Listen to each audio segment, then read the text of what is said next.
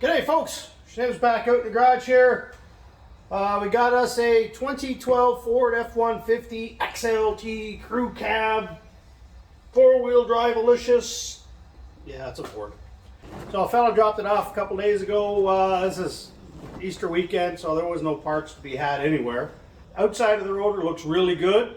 No grooves, no ridges. On the inside, it's been steel on steel for, well, he called me a week ago saying that it was doing it. So he just destroyed the inside of this rotor. And I haven't even looked at the other side because there's no point. You're changing them in pairs. The backs, there's about this much contact material where there's actually pad touching rotor. So those rotors are done on the back as well. I wouldn't say so much neglect or just like most people do. They wait until it makes a noise and then bring it in, and by then you've cost yourself a lot more money. You know, when you rotate your tires, typically the shop will look at your brakes, but a lot of people usually just leave the mud and snows on all year, so you never pull the rims off and never ever inspect your brakes until they start making noise, which at that point is usually, well, like this one where you have steel on steel, or they're so bad that you basically got no brakes, and that's when they bring it in, and by then you've cost yourself a lot more money. I don't know if that's a lesson learned or just the way it is, but we're gonna get this done. Nothing too high speed, just brakes.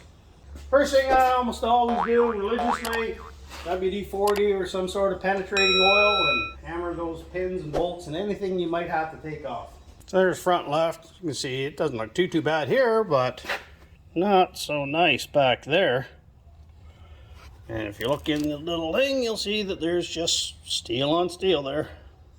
And the back one, you see that's not enough material contacting anything there. And you can't really see the back of that. There is some brake material there, but not a whole lot. That's not a good sign there. Okay, so we got our two pins there, 13 mil. That was surprisingly loose. More what I would have expected. And just two little tiny bolts. Hold your caliper on. It's usually the hardest part of this operation right here.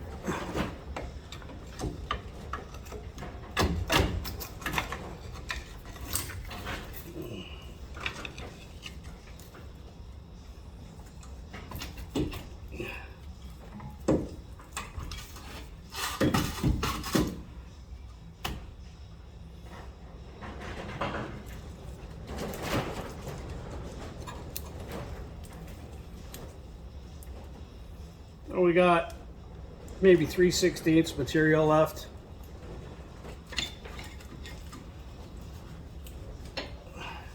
And no material left, right down to the rivets.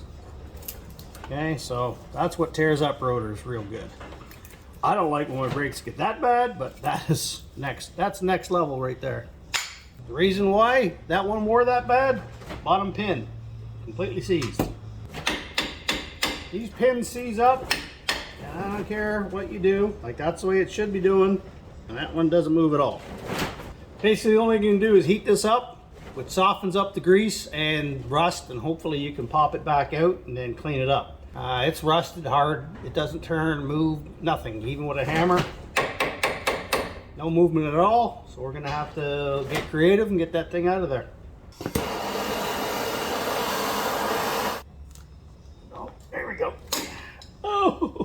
Channel locks. Now we got some movement, that's a good sign. So all I do there, apply a little heat, careful not to burn the little rubber boot. Its whole purpose is to keep water out. Just apply a little heat, warm that up, softens up the grease a bit. Then just work it back and forth. And once you get it kind of moving okay, just push out while you're doing it.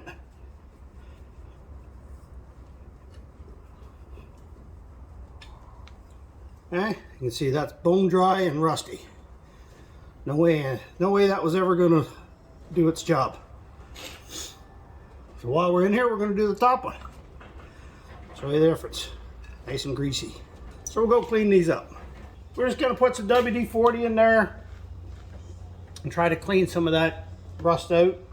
Okay, so if all you're doing is brake pads, this is as far apart as this needs to come. You put your new pads on, grease up your pins, put it back in, throw the caliper back on. Pretty simple stuff. We got to change this messed up rotor. So we got to pull this here bracket off, and that's what holds the caliper to the steering knuckle. Okay, 2 big bolts right back here. And that's usually the case for those. Leverage.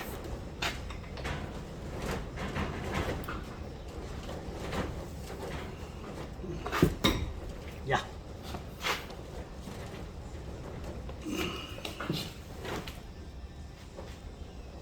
Good stuff. Top one's usually the easiest one. Oh, I got this thing rocking on here. I think I might have just had to give myself a stroke there.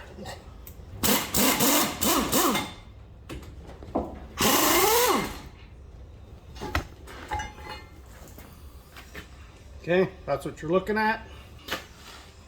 You get to look at it before me. Oh yeah, that was in great shape.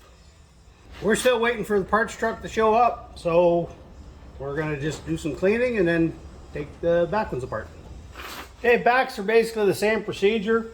The difference being back here is things are a little smaller.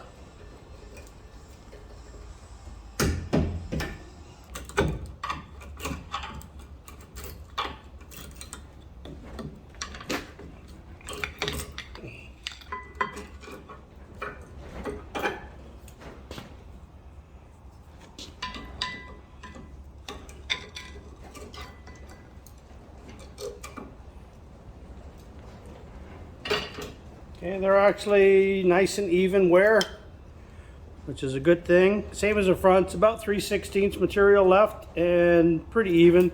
You tell that line, that's your wear indicator. When that line disappears, that's it, you gotta change brakes. And that is something you can see through that inspection hole in the caliper normally. The pads were not great, they're not terrible either, but those rotors are basically doing about 1/3 of the job. Okay, there's not much contact left. Okay, here you can see pins are operating quite nicely, which is usually what happens when you got normal brakes that wear evenly like that. The pins are not your problem. In this case, it's just a rotor that gave up the ghost. Never, ever get those out with an impact.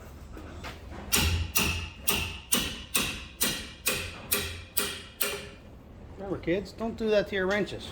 Crying shame when Ford gave up on the old 9-inch. Used to be every truck you seen had one in it, just about.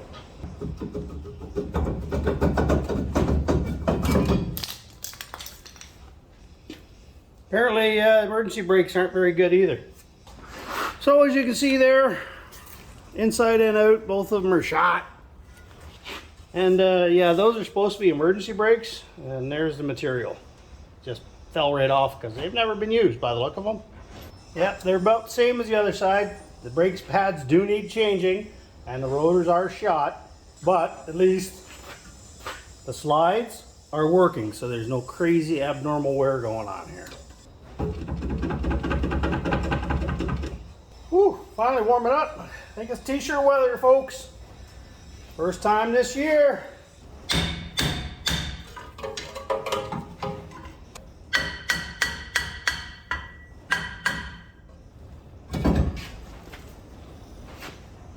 You can see there again, about half the surface area is actually touching, and that's grooved. The outside, about the same, maybe a little more up here, but definitely junked. Now, there's the thing that a lot of people aren't aware of anymore. You can machine these surfaces back. There's a minimum thickness right here. All right, so you can check that thickness, and if it's bigger than that number, then you can take it down to that number. But nobody does it anymore. Parts are reasonably cheap nowadays, mass produced over in Asia somewhere, no doubt, but it's just not worth people having the machine anymore. They want, you know, you want $30–40 to machine up some rotors. Well, I could buy them for 50 new. Why would I do that? So the cheaper parts have actually priced us out of work. So these just end up going to the garbage nowadays. Okay, we just took the front right apart, and as I suspected, that's what the other side should have looked like. These are actually okay. I mean, they got a little bit of wear left in them, as you can see by the wear lines, but nobody in their right mind is going to just do one and leave half worn stuff on. For one, it's going to give you uneven braking, and the car will pull one side or the other most likely. So they come in a set, you may as well change them. And you can see there, this one on the inside is a lot better, but it's still missing about 1/2 of an inch of that rotor that's not being touched. So it's probably a good call anyways to go and change them. It should be wearing that much, not that much. Finally got some parts showed up a couple hours later. Customer declined repairs on the emergency brake, says it's an automatic, he doesn't use them anyways. Got one, the other side will work fine, this side steel on steel. Not my call, not my truck. First thing we're gonna do, put on the new hardware. Okay, we're gonna clean this up. The surfaces here, they're not too bad, but we're just gonna hit them on the wire wheel and put on the new sliders. Okay, brand spanking new rotors. Replace those rusted out old things. All right, off camera, I greased up the pins and put them back in. I installed the spring clips. I'll just give you a view so you know in case you took them off without knowing. Okay, caliper bracket can go back on. Bolts, I put anti-seize on them. Figure if you're lifting the back of the truck, you're doing good. All right, brake pads. A heck of a lot more material on that than what there was on the ones we took off. And all you got to do there is kind of push it up against that spring. And that spring is just there to stop them from rattling. These should fit really loose and slide by hand, no problem. Okay, so they move real easy, as you can see. I don't want to wiggle them too much because they will just fall out. And that's how they go back in. Now we need to push that caliper piston back. All right, nothing to pushing that back. I just used a pair of vice grips, to be honest. I have a couple of the actual tools, but I just find vice grips is faster and easier. I just got the little bolt started there that hold the caliper to the bracket, and you'll see what happens here. You spin it, and that pin, if it's well lubricated, will spin. So you need to put a 17 on them, and then you can tighten them up. Front brakes, same procedure as the back, except you don't have the emergency brake stuff to worry about, which we aren't doing because they don't want it fixed. For the bracket, the little sliders are different on here. Okay, there's 4 different ones. Sometimes they're a little rustier than others. Just like that. Okay, so you want to clean this with a wire wheel so that the new ones will sit on there nice and flush. Okay, pins are all in. That was the seized up one right there. Working good now, cleaned up, fresh grease. And we'll put these guys back in. Anti-seize on the caliper bracket bolts. Get those tightened up.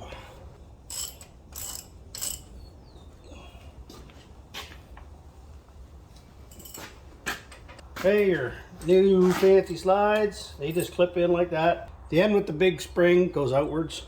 Okay, brake pads. There is one thing that I want to show you. They're obviously quite a bit better than what we took off, but the inner one has these 2 rounded parts on the backing plate. The outer does not. All right, you can see pretty clearly. Inner, outer.